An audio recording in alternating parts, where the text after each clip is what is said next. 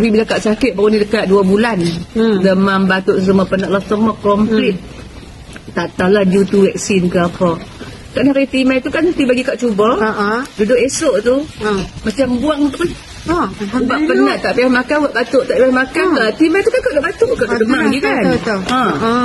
Next day tu lepas makan ni satu sachet je yang saya bagi hari tu dengan izin Allah, dengan izin Allah. Minta juga betul-betul kan sebab dulu dah pakai dari sini kan baru, kita pun tak pernah cuba, saja cuba aja. Tidak Kak pun nak give up dah. Mana Kak duk beli lama, Kak tak beli kan. Bila dah try ni tu yang panggil Timai ni, InsyaAllah kita kongsi sama-sama.